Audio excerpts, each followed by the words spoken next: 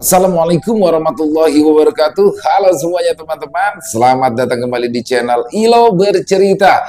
Dan dimanapun teman-teman berada, semoga teman-teman selalu dalam keadaan sehat dan berbahagia selalu. Amin, amin, ya rabbal alamin. Pada kesempatan yang baik ini, kita akan membawakan satu kisah dari Kenanga Kinasi, kisah dari Tanah Kalimantan. Wow, kisah dari Kalimantan selalu menarik untuk disimak ya teman-teman. Tapi sebelum kita masuk ke dalam kisahnya, buat teman-teman mungkin yang baru bergabung ya, atau sudah lama bergabung tapi lupa nih, belum diklik tombol subscribe-nya, yuk diklik dulu tombol subscribe, jangan lupa lonceng notifikasi juga dinyalakan ya teman-teman, agar teman-teman selalu mendapatkan notifikasi dari konten-konten yang akan kami upload di setiap harinya. Dan untuk channel Ilo Bercerita ini teman-teman, kami upload setiap harinya ya, setiap malam jam 9 malam waktu Indonesia bagian Barat atau jam 21.00 waktu Indonesia bagian Barat. Dan tidak pakai berbasa-basi lagi, nggak pakai berlama-lama lagi deh, pokoknya langsung saja kita berangkat ke Tanah Kalimantan. Santet mematikan dari Tanah Kalimantan. Parang Maya. Sore itu, hujan deras mengguyur kampung tempat tinggal Awi. Sejak siang, awan gelap memang sudah menggantung rendah di langit. Tidak lama setelah azan asar, hujan pun turun dengan deras. Suara gemuruh air yang jatuh diselingi gelegar petir yang sesekali terdengar dari kejauhan menambah kesan mencekam di sore itu. Kampung Awi yang biasanya ramai oleh suara anak-anak bermain bola di tengah lapangan kini sunyi. Tidak ada anak yang berani bermain di hujan pertama setelah kemarau panjang. Jalan tanah yang biasa berdebu menjadi aliran air coklat, mengalir deras mengikuti kontur tanah yang turun naik. Lumpur kecoklatan menggenang sebagian jalan yang berlubang.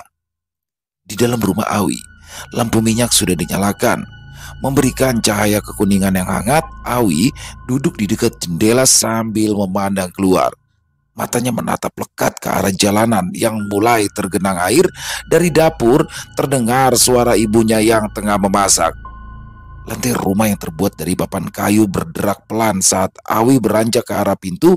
Dibukanya pintu depan yang menghadap ke halaman rumah. Beberapa daun pisang terkulai lemas terkena derasnya hujan. Sementara Awi pun meringis menahan dingin karena terpaan angin yang berhembus bersamaan dengan terpaan air hujan. Awi cepat menutup telinga sambil sedikit menunduk saat kilat menyambar menerangi seluruh kampung dalam sekejap, memperlihatkan siluet rumah-rumah dan pepohonan yang berdiri kokoh seolah mengingatkan bahwa meski sepi dan gelap, kampung itu masih hidup. Dari kejauhan, suara azan maghrib mulai terdengar. Suara merdu itu menyelinap di antara gemuruh hujan, memanggil warga untuk beribadah. Awi kembali menutup pintu saat sudut matanya menangkap pintu tetangga depan rumah terbuka sedikit. "Di mana payung kita, Mah?" teriak Tini pada ibunya. Awi bergegas masuk ke dalam rumah, lantas mengintip Tini dari balik pintu. Ia malu bertemu dengan bunga desa itu, terlebih lagi Tini tak pernah menyapanya walau mereka bertetangga dekat. Kening Awi berkerut saat ia melihat Tini pergi menembus hujan tanpa menggunakan payung. Dia ingin meminjamkan payung tetapi takut ditolak Tini. Awi pun menutup pintu lebih rapat, berusaha melupakan Tini. Terlebih lagi ibunya sudah sejak tadi memanggil, menyuruh Awi agar segera mengambil wudhu. "Uma ini macam-macam aja. Hari hujan kayak ini disuruh menukar gula," gumam Tini sambil berjalan cepat di bawah hujan yang deras. Tadi ibunya menyuruh Tini untuk membeli gula karena ayahnya ingin minum teh. Hanya saja stok gula di rumah habis sehingga Tini yang disuruh membeli di warung. Tini tidak keberatan kalau saja harinya masih terang. Tapi sekarang sedang hujan lebat dan azan maghrib pun sudah berkumandang. Ia semakin menggerutu karena jalan menuju warung Julak Anwar berlumpur dan dipenuhi genangan air. Setiap kali melangkah, timbul suara saat kakinya menyentuh tanah yang becek. Hujan deras membuat bajunya basah dalam waktu singkat. Baju itu kini menempel erat pada tubuhnya yang menggigil kedinginan. Rambutnya yang panjang dan hitam sudah lebih dulu basah, menempel di wajah juga lehernya. Setiap langkah terasa berat, namun Tini tetap berusaha cepat agar bisa segera kembali ke rumah lalu mandi membersihkan diri. Tini bernafas lega begitu ia tiba di warung Julak Anwar. Di dalam sana, ia bisa berteduh walau hanya beberapa saat. Warung Julak Anwar berukuran kecil dengan rak-rak kayu yang penuh dengan berbagai kebutuhan sehari-hari. Di sudut warung ada sebuah meja dan bangku kayu panjang tempat pemilik warung biasanya duduk sambil menunggu para pelanggan. Kadang pembeli juga duduk-duduk di sana sambil mengobrol bersama Julak Anwar ataupun istrinya. Tini menggigil saat memasuki warung. Bajunya yang basah membuatnya merasa tidak nyaman. Ia menggosok-gosokkan kedua lengan berusaha menghangatkan diri. Di sudut ruangan, seorang pemuda bernama Uji yang dikenalnya sebagai berandalan di kampung itu duduk sambil menyandarkan kaki di atas meja. Uji pun langsung menyadari kehadiran Tini. Ia bersiul menyapanya. Ada Tini bunga sekalinya. Nukar apa, Tin? Serunya dengan nada menggoda. Senyumnya melebar, matanya menatap penuh nafsu ke seluruh tubuh Tini. Tini menunduk. Dia tak mau melirik Uji sama sekali. Tatapan tajam Uji membuatnya merasa risih, sehingga ia lekas mencari pemilik warung agar bisa segera menyelesaikan urusannya. Julak Anwar muncul dari belakang rak. Lelaki yang memang masih memiliki hubungan kerabat jauh dengan ayah Tini tersenyum saat melihatnya. Mencari apa lu? Tanyanya sambil mengelap tangan dengan menggunakan lap. Ia memang terbiasa memanggil Tini dengan sebutan Aluh karena sudah menganggapnya sebagai keponakan sendiri. Nukar gula sekilo, Lak. Julak Anwar mengambil sekantong gula berukuran 1 kilo dari rak lalu menyerahkannya kepada Tini. Gadis berkulit kuning langsat itu merogoh saku bajunya, mengambil beberapa lembar uang yang sudah sedikit basah. Saat ia membayar, Julak Anwar memperhatikan kondisi Tini yang basah kuyup terkena hujan. "Kenapa kada bawa payung lu?" tanya Julak Anwar merasa khawatir. "Rusak, Julak Ai," jawab Tini sambil tersenyum tipis. "Tapi abah mau minum teh, terpaksa ulun bahujan sedikit." "Ah, abah kam tuh.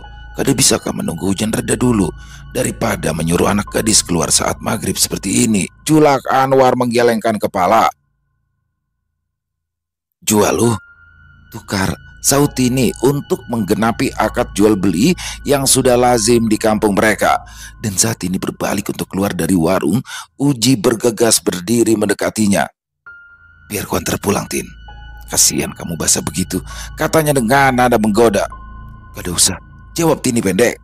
Tini nekat menerobos hujan, meninggalkan warung dengan sekantong gula di tangannya. Uji memperhatikan gerak-gerik Tini dengan mata tajam. Setelah beberapa detik, ia berjalan menuju Julak Anwar yang sedang melinting tembakau. "Berapa kopiku tadi, Lak?" tanyanya sambil mengeluarkan dompet. Julak Anwar mengerutkan kening. Ia bisa merasakan ada sesuatu yang tidak beres dari gerak-gerik Uji saat ia memandang Tini. 2.000. Jawabnya sambil terus memperhatikan tingkah Uji. Uji merogoh dompet dan mengeluarkan uang kertas yang sudah kusut. Ia meletakkannya di meja tanpa mengucapkan apa-apa. Julak Anwar menerima uang itu, tapi matanya tidak lepas dari Uji yang keluar dari warung. Ia merasa semakin curiga, terutama ketika melihat arah yang dituju Uji adalah jalan yang sama dengan yang diambil oleh Tini. Di luar warung, hujan pun semakin deras, menciptakan genangan air yang semakin dalam di jalan tanah berlumpur. Tini mempercepat jalannya, berusaha melawan dingin yang menusuk hingga ke tulang yang membuatnya menggigil. "Setelah sampai di rumah, aku harus segera mandi agar tidak garing," pikir Tini. Baru saja ia berpikir begitu, mendadak saja ia bersin berkali-kali. Wajah Tini semakin masam karenanya. Dia tak tahu Uji mengikuti dari belakang dengan langkah mantap. Wajahnya menyiratkan niat buruk, ditambah pula dengan senyum licik yang tersungging di bibir.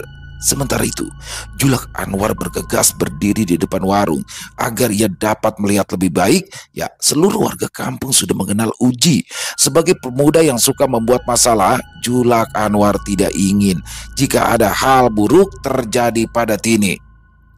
"Loh, hati-hati," seru Julak Anwar meskipun suaranya nyaris tenggelam dalam derasnya hujan. Tini menoleh sebentar, lalu mempercepat langkahnya. Matanya sempat melebar saat ia tersadar ada Uji tengah mengikuti dari belakang. Dia tahu betul rumah Uji berbeda arah dengannya. Lalu apa yang dilakukan pemuda itu di belakangnya? "Hei Tini, Tunggu sebentar, panggil Uji dengan nada dibuat-buat agar terdengar ramah. Kenapa? Tanyanya dengan suara yang bergetar menahan takut. Biar ku kawani pulang. Kasihan, pinian cantik kayak ikan pulang sendirian, kata Uji. Tini mundur satu langkah, matanya menatap waspada. Gak usah, rumahku sudah dekat, jawabnya sambil berusaha setenang mungkin. Uji mengerutkan kening kecewa atas penolakan Tini. Dia ingin maju selangkah lagi mendekati Tini. Rumah kemenakanku sudah parak, Ji. Biar aku yang mengawasi dari sini. Kamu pulang saja ke rumahmu sendiri, seru Julak Anwar nyaring. Ia ternyata masih berdiri di depan warung. Uji menoleh ke arah Julak Anwar dengan tatapan kesal, tapi tahu bahwa orang tua itu tidak akan mundur. Walau sedikit enggan, Uji memutuskan untuk tidak memancing perkara lebih lanjut. So cantik, katanya pada Tini sebelum akhirnya ia berbalik dan berjalan menjauh. Tini menghela nafas lega. Ia berlari kecil. Beruntung Julak Anwar berbaik hati padanya sehingga bersedia mengawasi dari depan warung. Tini tahu bahwa meskipun hujan deras disertai angin ribut, dia lebih aman pulang sendirian daripada harus bersama Uji. Entah apa yang akan dilakukan pemuda berandalan itu kalau sempat berduaan dengannya. Bah, kenapa pian di luar? Cepat masuk, jangan sampai nanti masuk angin. Ya, Adang, saut Julak Anwar. Sebenarnya ia berniat berdiri lebih lama demi memastikan Tini bisa sampai di rumah dengan selamat, tapi suara istrinya memanggil dari dalam warung membuat Julak Anwar terpaksa kembali masuk. Meski begitu, dia merasa sedikit lega karena Uji sudah berjalan ke arah yang berbeda. Dia yakin keponakannya itu sampai di rumah dengan selamat. Akan tetapi, Julak Anwar ternyata salah menduga. Tini tak pernah sampai lagi ke rumahnya.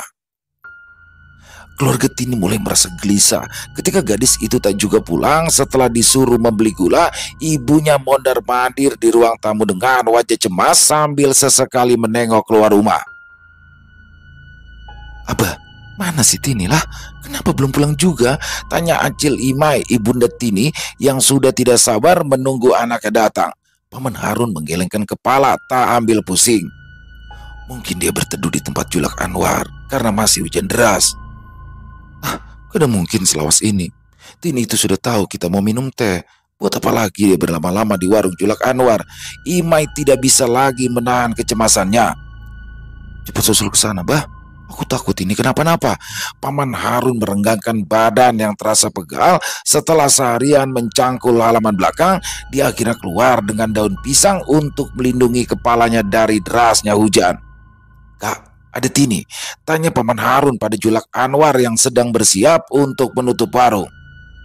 Tadi Tini kesini membeli gula. Setelah itu dia langsung pulang. Julak Anwar mulai gugup kala ia melihat ekspresi Paman Harun yang tegang. Tapi Tini belum sampai di rumah. Belum, Kak. Makanya kami semua gelisah menunggu Tini. Harusnya dia sudah datang sejak tadi. Umahnya Tini sudah gelisah karena Tini belum pulang. Paman Harun bergerak gelisah.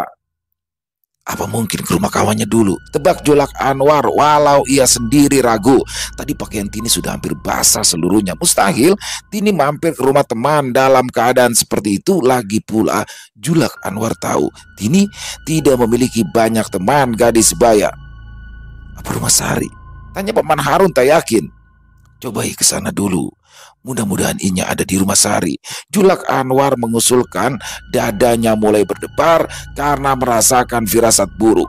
Paman Harun mengangguk lantas bergegas mencari Tini ke rumah Sari. Akan tetapi ia tidak menemukan Tini sama sekali. Tidak lama kemudian, seisi kampung pun gempar. Mereka semua mendengar kabar hilangnya Tini di waktu maghrib. Berbagai praduga muncul. Sebagian besar warga mengira Tini diculik hantu baranak. Terlebih lagi karena sampai tengah malam Tini tidak juga muncul. Warga pun segera memutuskan untuk melakukan pencarian di berbagai tempat di sekitaran kampung. Paman Harun, Acil Imai dan Julak Anwar bergabung dengan beberapa tetangga yang ikut membantu pencarian. Mereka mencari di setiap sudut kampung, memanggil-manggil nama Tini sambil memukul nyiru dan alat dapur lainnya. Seluruh tempat sudah dicari, Tapi gadis cantik itu masih juga belum ditemukan. Kita coba ke kebun durian di belakang kampung. Usul salah satu tetangga, rombongan pencari pun berhenti sebentar. Kebun durian di belakang kampung itu sudah lama terbengkalai. Pemiliknya pergi ke kota sejak bertahun-tahun lalu dan tidak ada lagi yang mengurus kebun mereka. Aku takut ada ular, keluh Awi yang ikut dalam rombongan pencari. Bukan hanya Awi yang keberatan, beberapa orang yang masuk dalam rombongan pencari pun sempat merasa khawatir juga. Namun, ketakutan mereka tak berlangsung lama karena Acil Imai memohon agar pencarian terus dilakukan. Kebun durian di malam hari sangatlah gelap. Hanya ada cahaya dari senter yang mereka bawa. Semua menatap waspada sambil terus memanggil-manggil nama Tini. Acil Imai berjalan cepat. Dia memimpin rombongan dengan rasa tak sabar, akan tetapi dia justru terjerembab ketika menabrak akar durian yang menyembul ke tanah. Ia menjerit lalu menangis histeris seraya menyebut-nyebut nama anaknya. Tini, Tini. Semua yang ikut dalam rombongan segera berlari ke arah Acil Imai. Di bawah pohon durian yang besar, mereka menemukan tubuh Tini terbaring tidak bergerak, wajahnya pucat, matanya terbelalak kosong dengan tubuh yang sudah dingin. Tidak ada lagi pakaian yang menutupi tubuh polosnya. Paman Harun berlutut. Ia meraung saat memeluk tubuh Tini yang kini sudah tak bernyawa. Tini, bangun nak. Bangun, suaranya parau, penuh kepedihan, air matanya bercucuran deras bercampur dengan air hujan. Sementara Acil Imai sudah sejak tadi roboh ke tanah. Ia pingsan kala melihat keadaan anaknya yang sangat mengenaskan. Para tetangga yang ikut mencari hanya bisa terdiam. Wajah mereka menunjukkan kesedihan sekaligus ketidakpercayaan. Mereka tidak menyangka jika pencarian ini akan berakhir dengan menemukan jenazah Tini. Beberapa dari mereka berdoa dalam hati, berharap Tini tenang di alam sana. Julak Anwar hanya bisa berdiri terpaku kalau melihat jenazah Tini. Timbul perasaan bersalah karena tadi tak mengantar Tini langsung ke rumahnya. Kalau saja itu yang dilakukan Julak Anwar, mungkin gadis itu masih hidup. Ya Allah, ampuni ulun, bisiknya pelan penuh penyesalan. Hujan deras kembali mengguyur kampung mereka, seolah langit menangis atas kehilangan Tini. Keluarga Tini pulang dengan hati yang hancur saat membawa jenazah Tini untuk dimakamkan. Berita tentang kematian Tini menyebar cepat kampung, membuat seluruh warga terpukul. Rumah Tini segera disesaki oleh para tetangga yang datang untuk ikut mendoakannya. Paman Harun tidak ikut masuk ke dalam rumah. Ia berdiri di halaman sambil memandang langit yang hitam kelam. Di telinganya terngiang cerita Julak Anwar tentang Uji yang berusaha mengikuti Tini. Kesaksian Julak Anwar di maghrib yang naas itu membuat Paman Harun yakin bahwa Ujilah pelaku pembunuhan Tini. Terlebih lagi sejak dahulu ia memang sudah melihat Uji sering merayu anaknya walau sudah sering ditolak. Paman Harun berjalan menuju rumah besar berbahan kayu ulin yang ditakuti oleh banyak orang. Hanyalah orang-orang terdesak oleh keadaan yang nekat datang ke sana. Pemiliknya bernama Kai Idam dengan 5 orang istri yang tinggal bersama dalam satu rumah. Konon usia Kai Idam sudah 100 tahun lebih, tetapi penampilannya masih seperti berumur 40 tahun. Kenapa Ikam datang tengah malam Kai Nirun? Tanya Kai Idam saat ia membukakan pintu. Sebelum Paman Harun sempat mengetuknya, Paman Harun menangis tanpa malu di depan Kai Idam. Ingus meleleh dari hidungnya. Anakku Kai, anakku mati dibunuh orang, kata Paman Harun di sela isak tangisnya. Kai Idam mengangguk mengerti apa alasan Paman Harun datang ke rumahnya. Masuk. Ayo masuk dulu, ujar Kai Idam. Lantas ia menoleh pada istri mudanya yang baru bulan lalu dinikahi. Buatkan teh untuk Harun, kasihan dia. Kata orang-orang, Kai Idam bisa memarang Maya, ucap Paman Harun setelah duduk di atas tikar pandan. Kai Idam menatap Paman Harun dalam-dalam, mencoba menilai keseriusan niatnya. Setelah beberapa detik, ia berkata, ini gak ada main-main Harun. Parang Maya lain mainan. Paman Harun mengangguk. Kedua tangannya mengepal membentuk tinju. Ulun siap, Kai. Apa aja syaratnya? Ulun siap. Ini kada segampang yang kamu pikirkan. Ada banyak persiapan yang harus dilakukan. Paman Harun lagi-lagi mengangguk. Kai Idam pun menjelaskan apa saja yang harus ia lakukan. Yang pasti hal itu tidak bisa dilakukan di malam yang sama. Kai Idam harus meminta tolong Balian yang memiliki kemampuan mumpuni dalam melakukan parang maya. Asal ikam tahu, bukan aku yang akan menjalankan ritual ini, Run. Kai Idam menegaskan untuk kesekian kalinya. Sekarang kamu pulang dan urus pemakaman anakmu. Tunggu beberapa hari sampai aku mengabarimu untuk segera berangkat ke rumah Balian kenalanku. Paman Harun pulang setelah membuat kesepakatan dengan Kai Idam. Rasa sakit hati membuatnya sudah tidak bisa berpikir jernih lagi. Sementara itu, Uji yang sejak tadi bersembunyi di dalam rumah tak urung menjadi tak tenang begitu ia mendengar tentang kabar kematian Tini. Diam-diam ia mengambil tas ransel lalu diisi dengan pakaian secukupnya. Ia lalu pergi tanpa pamit pada keluarganya. Uang simpanan sang ibu digasak Uji sebagai bekal melarikan diri ke rumah kerabat yang ada di kota.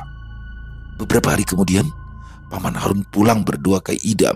Setelah pemakaman Tini, Paman Harun segera mengikuti Kai Idam menemui Balian yang bersedia menolong mereka. Wajah Paman Harun tampak keras karena duka. Dia tidak membalas sapaan salah satu tetangga. Pikirannya dipenuhi ritual parang maya yang disaksikannya tadi malam. Dia hanya menunggu dalam hitungan hari sampai kabar yang dinantikannya tiba. Senyum Paman Harun timbul ketika mengetahui kabar Uji sakit parah lalu meninggal dengan penuh penderitaan. Uji meninggal. Hari ini rencananya akan dikubur setelah zuhur, kata Julak Anwar saat Paman Harun minum kopi di warungnya. Meninggal? Tanyanya dingin. Ia tidak menunjukkan sedikit pun simpati. Bagaimana dia meninggal? Julak Anwar memandangi Paman Harun. Perasaannya mengatakan lelaki itu pasti tahu betul bagaimana cara Uji meninggal. Akan tetapi ia segera menepis prasangka itu. Tidak ada bukti adik sepupunya yang bertanggung jawab. Salah-salah nanti Julak Anwar tega memfitnah orang yang sedang kemalangan.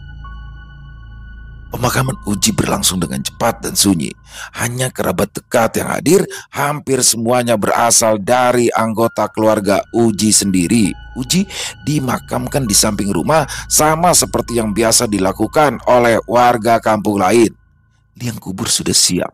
Walau terisi air akibat hujan lebat yang masih turun, Rudi, kakak sulung Uji yang berdiri tak jauh dari liang kubur, memegang tangan ibunya yang menangis terseduh-seduh. Wajah sang ibu pucat karena menanggung kesedihan. Masih belum sembuh sakit hatinya karena Uji dituduh sebagai pembunuh. Kini anaknya pun meninggal dunia karena penyakit misterius. Uji anakku, kenapa ini harus terjadi padamu? Ratapa dengan suara lemah, matanya bengkak karena menangis tanpa henti selama berhari-hari. Para kerabat lainnya berdiri dalam diam. Beberapa dari mereka menunduk dengan ekspresi yang suram. Mereka tahu bahwa Uji memiliki reputasi buruk di kampung, tetapi tetap saja dia masih bagian dari keluarga mereka. Pemakaman pun dilakukan meski tidak banyak orang yang ikut mendoakan. Rencananya, acara tahlilan juga hanya dihadiri oleh para kerabat, bukan hanya keluarga Uji yang berduka. Kerabat ini pun menanggung kesedihan yang sama. Wajah Acil Imai masih basah oleh air mata. Matanya terlihat hampa tiap kali mengingat kematian anaknya 3 minggu lalu. Ani, adik dari Tini, duduk di sudut ruangan, menangis dalam diam, memeluk erat boneka pemberian mendiang kakaknya. Hati Paman Harun juga belum tenang, dipenuhi dengan rasa kehilangan yang mungkin tak pernah bisa hilang. Dia tidak bisa menghilangkan bayangan wajah Tini dari pikirannya. Setiap sudut rumah, setiap jalan di kampung, semua mengingatkannya pada putri sulungnya yang tercinta. Tanpa terasa, malam pun tiba. Suasana malam di kampung menjadi sangat mencekam. Langit gelap tanpa bintang, mendung kembali datang. Angin berdesir pelan, membawa hawa dingin yang menusuk hingga ke tulang. Setiap rumah di kampung itu tertutup rapat dengan jendela dan pintu yang terkunci kuat. Sayup-sayup, Terdengar rintihan pelan yang entah dari mana datangnya. Semula terdengar samar, seperti hembusan angin yang berbisik, tetapi semakin lama suara itu semakin jelas, seperti ada orang yang tengah menanggung siksaan berat. Seluruh anggota keluarga Uji berpandangan ngeri. Mereka pun masuk ke kamar masing-masing dan bersembunyi di dalam kelambu. Bukan hanya keluarga Uji yang mendengar, warga kampung yang masih terjaga juga menerima teror yang sama.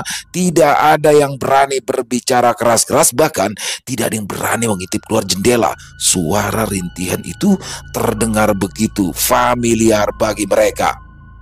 Julak Anwar yang belum menutup warung bergegas menarik tangan istrinya. "Ayo, cepat masuk kamar. Warung kita itu belum tutup." Istrinya protes, tetapi Julak Anwar lotot padanya. Julak Anwar yakin warungnya akan baik-baik saja malam ini. Lagi pula, orang mana yang berani berkeliaran saat mereka semua mendengar tangisan menyayat hati tanpa sumber yang jelas. Tapi, ujar istrinya ragu. Julak Anwar berbisik, "Kita semua harus tetap di dalam rumah. Jangan sampai ada yang keluar." Didorong sang istri masuk ke dalam kelambu. Sementara ia berjalan ke jendela, mengintip sedikit dari celah tirai. Di luar, ia tidak melihat apapun kecuali kegelapan yang pekat dan bayangan pohon yang bergerak tertiup angin. Suara rintihan terus berlanjut sepanjang malam, terdengar di seluruh kampung, seolah tengah merasakan penderitaan yang luar biasa sakitnya. Suasana semakin mencekam. Tidak ada seorang pun yang bisa tidur dengan tenang malam itu. Warga hanya bisa berdoa agar malam segera berlalu. Menjelang subuh, suara rintihan perlahan menghilang, menyisakan keheningan yang menakutkan. Warga kampung masih tidak berani keluar rumah. Semua menunggu hingga matahari terbit sebelum membuka pintu mereka. "Uji jadi hantu," ujar salah satu warga saat pergi menuju minum kopi di warung Julak Anwar. "Ah, belum tentu itu si Uji." Kila yang lain, ia melirik ke arah Julak Anwar yang sibuk merebus air, lalu berbisik, "Bisa saja itu suara si Tini. Tini itu gadis baik. Dia pendiam, kadang pernah menyusahkan orang lain semasa hidupnya. Mana mungkin dia bergentayangan."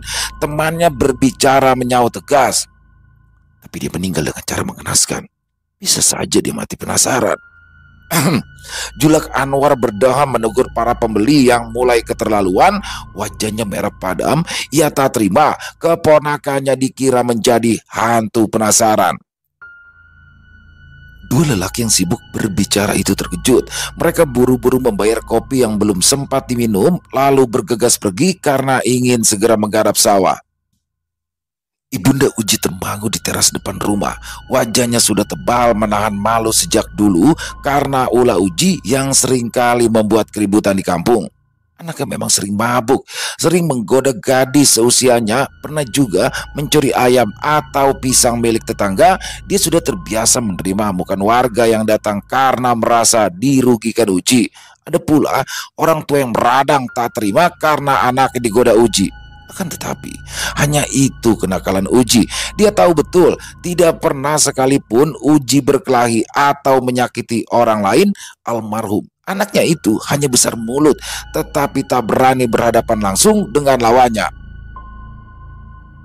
Maka ada percaya kalau Uji yang membunuh Tini, ujarnya pada Rudi, anaknya yang paling tua. Rudi membisu beberapa saat. Sejujurnya ia juga tidak yakin. Tetapi apa yang bisa ia lakukan untuk membersihkan nama Uji?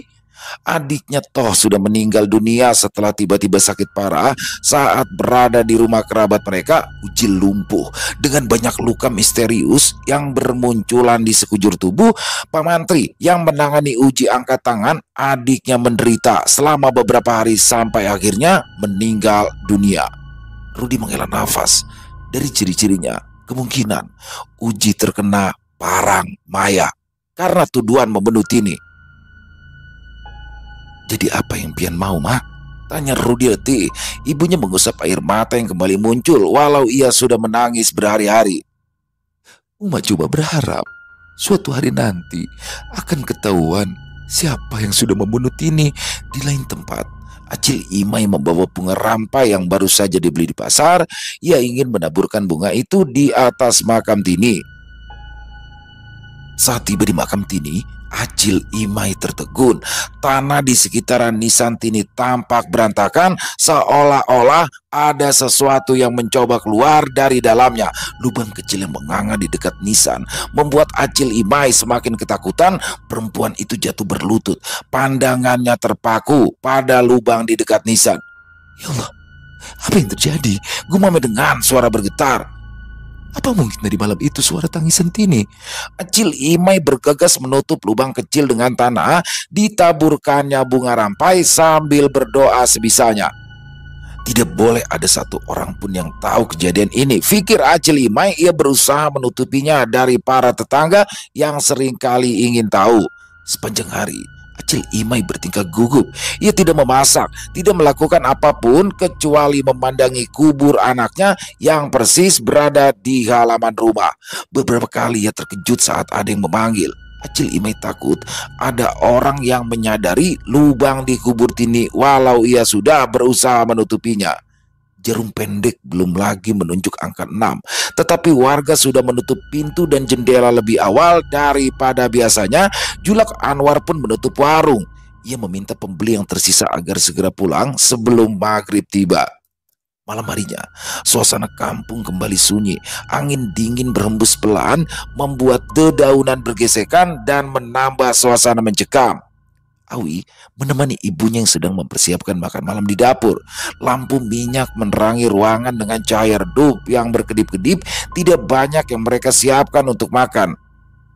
Hanya gari haruan dan sambal terasi. Yang penting semua bisa tidur nyenyak tanpa kelaparan.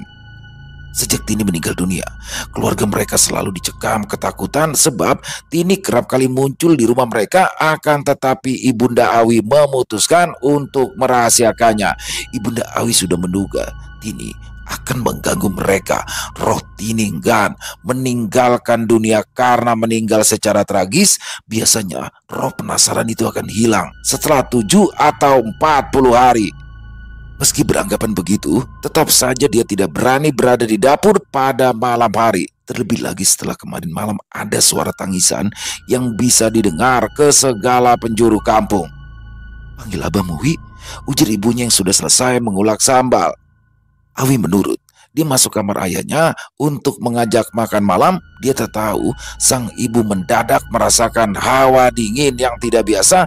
Dia berhenti bergerak, matanya memandang sekeliling dapur, jantungnya berdegup kencang.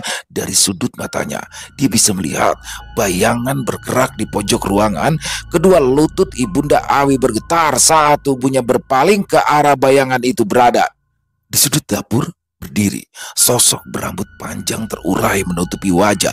Tubuhnya memakai terusan berwarna putih, tetapi bagian bawahnya dipenuhi bercak merah gelap.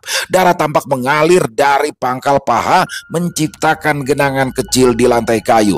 Wajah Ibu Awi berubah pucat seperti kertas. Mulutnya terbuka lebar, tetapi tidak ada suara yang keluar. Matanya membelalak begitu ia mengenali sosok yang berdiri di depannya. Lalu dia jatuh pingsan di lantai dapur. Piring yang dipegangnya terjatuh, pecah berkeping-keping, membuat penghuni rumah yang lain berhamburan ke dapur karena mendengar suara gaduh.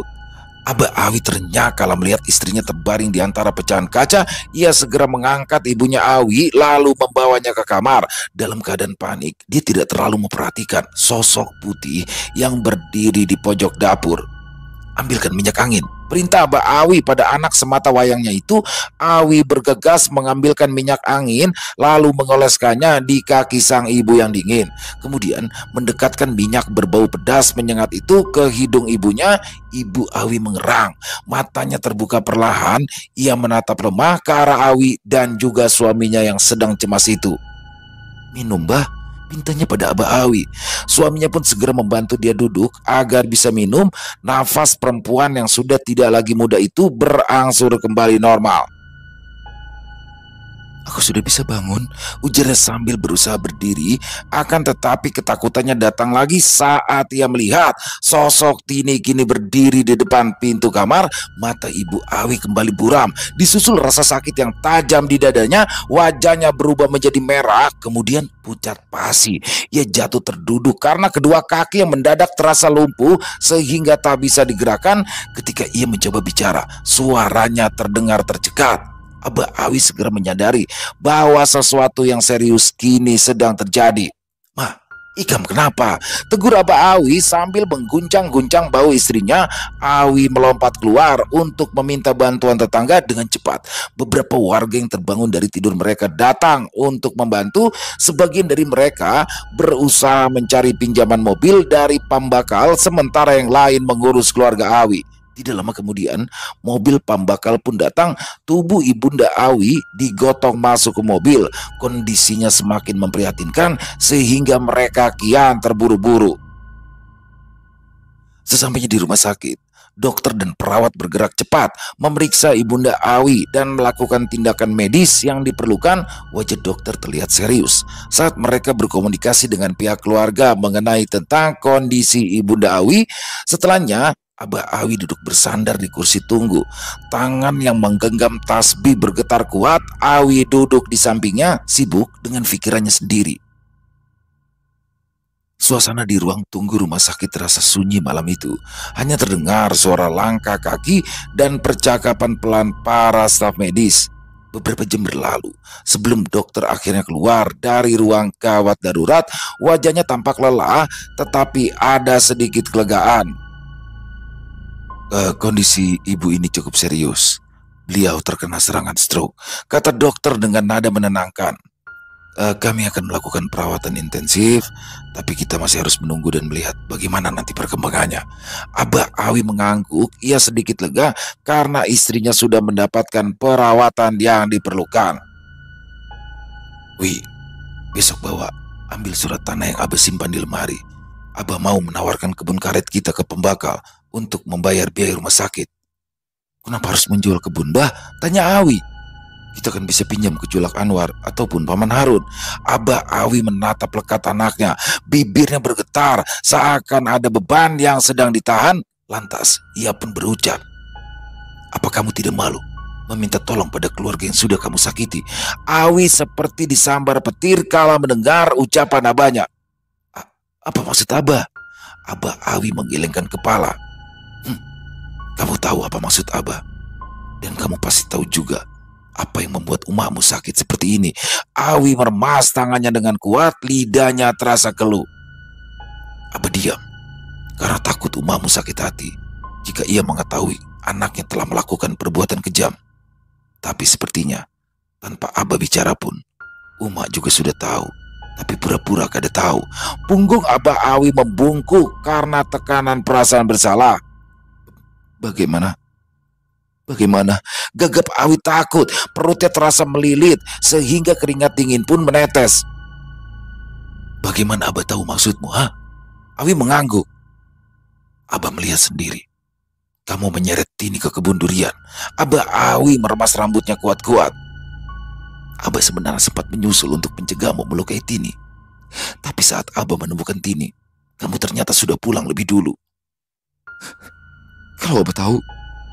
Kalau Abah memang sudah tahu, kenapa tidak melaporkanku?"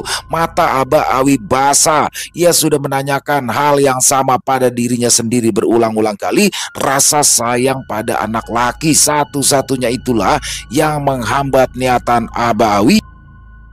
Dia menjadi lebih lega saat mendengar semua warga mengatakan jika Ujilah yang sudah membunuh Tini. Terlebih lagi ketika Uji meninggal dunia akibat parang maya yang dikirimkan oleh Paman Harun. Abah Awi sempat mengira jika semua akan berakhir tanpa merugikan keluarganya. Namun siapa sangka justru arwah Tini sendiri yang datang menuntut balas saat menyelamatkan Ibunda Awi yang pingsan di dapur. Sebenarnya Abah Awi juga melihat sosok Tini sehingga dia yakin jika arwah gadis itu memang datang untuk membalaskan semua penderitaan yang dialaminya. "Kalau Ikam sayang Uma, lebih baik mengaku, Nang. Mungkin cara ini bisa menyelamatkan Uma dari gangguan Tini." Awi mengangguk lemas. Detik itu juga ia lalu berdiri, lalu berjalan untuk melapor ke kantor kepolisian yang letaknya tak jauh dari rumah sakit. Abah Awi memandangi punggung anaknya dengan perasaan sakit. Tapi Awi memang harus mempertanggungjawabkan semua kesalahannya di kantor polisi. Suasana tampak tenang dengan hanya beberapa petugas yang sibuk dengan pekerjaan mereka. Ketika Awi masuk, suasana langsung berubah tegang. Petugas polisi yang bertugas, Pario, mengangkat kepalanya dan melihat Awi penuh rasa ingin tahu. "Ada apa ini?" tanya Pario serius. Awi lalu duduk di kursi yang disediakan. Ia berbicara dengan terbata-bata mengenai perbuatan yang telah dilakukannya. Pario mendengarkan dengan seksama, mencatat setiap detail yang diungkapkan Awi. Ia mengangguk dan memberikan isyarat kepada rekan-rekannya untuk menyiapkan dokumen-dokumen yang diperlukan. "Kami akan melakukan penyelidikan lebih lanjut. Kamu akan tetap di sini untuk sementara," kata Pario kepada Awi. Setelah proses interogasi, Awi pun ditempatkan di ruang tahanan sementara. Suasana di dalam ruang tahanan itu dingin dan suram. Awi menundukkan kepala, matanya kosong penuh penyesalan. Pihak kepolisian datang ke kampung Awi sehingga warga geger. Mereka semakin terkejut ketika tahu Awi telah mengakui perbuatannya membunuh Tini karena sakit hati tak pernah dihiraukan gadis cantik itu. Ibunda Uji menangis bahagia mengetahui anaknya bukan pembunuh tetapi juga sakit hati karena Uji sudah meninggal dunia sebelum bisa membuktikan dirinya tak bersalah. Paman Harun sendiri tidak berani lagi memandang keluarga Uji. Dia merasa bersalah karena sudah mengirimkan parang maya pada pemuda itu secara membabi buta. Sementara itu, Ibunda Awi perlahan mulai pulih. Dia dan suaminya menyesal karena telah menutupi kejahatan yang dilakukan Awi terhadap Tini. Dan Awi sendiri masih menjalani proses hukuman sampai sekarang. Selesai. Wow, luar biasa. Kisah dari Kenanga Kinasi. Parang maya. Bukan salah satu, itu diyakini sebagai ilmu santet yang paling mematikan memang dari tanah Kalimantan. Jadi, kalau sepengetahuan saya ya, parang maya itu adalah santet yang dikirimkan. Jadi parang gaib ya, yang mana dia akan mencabik-cabik, menghancurkan organ dalam tanpa disadari oleh si targetnya itu ya. Jadi langsung kontan selesai. Dan ini sangat tragis banget ya bagaimana seorang Tini kembang desa. Dan di sini sangat tragis sekali ya. Sempat terkecoh sih sedikit. Nih kirain bener-bener si Uji nih, tapi ternyata yang tanpa diduga-duga Awi diem-diem malu-malu, nggak taunya dia yang dan bagaimana keluarganya ternyata tahu perbuatan anaknya tapi melindungi, ikut serta sebenarnya di situ. Tapi di sini luar biasanya ya. Pada akhirnya kebenaran pasti akan terungkap bagaimanapun caranya. Dan yang pasti orang tua Tini juga ayahnya Paman Harun itu ya karena didasari emosi ya, karena didasari amarah, dia langsung mendengar ucapan dari Julak Anwar bahwa memang Ujinya ini sih sempat ngintilin, sempat ngikutin, tapi ternyata bukan dia, tapi parang maya sudah terlanjur dikirimkan kepada Uji sehingga Uji meregang nyawa dengan cara yang mengenaskan. Banyak sekali hikmah yang bisa kita ambil dalam kisah barusan teman-teman. Dan sekali lagi, untuk Kenanga Kinasi selalu bisa membawa kita seperti ikut masuk ke dalam kisahnya ya, seperti tengah-tengah ada di tanah Kalimantan dengan sedikit bahasa Banjar di sana. Luar biasa. Terima kasih untuk Kenanga Kinasi. Dan semoga kisah barusan bisa menghibur teman-teman semua ya, para pecinta penikmat horor misteri, lebih khusus lagi kepada para subscriber dari channel Ilo Bercerita. Yang punya komentar lain, yang punya pendapat lain, silakan bisa menuliskannya di dalam kolom komentar, ataupun yang sekedar saling menyapa. Insya Allah kami akan membalasnya satu persatu. Yang suka dengan video atau dengan kisah barusan, yuk diklik tombol like-nya, tombol jempolnya. Dan buat yang belum subscribe, diklik dulu tombol subscribe, jangan lupa lonceng notifikasinya dinyalakan, agar teman-teman selalu mendapatkan notifikasi dari konten-konten yang akan kami upload selanjutnya.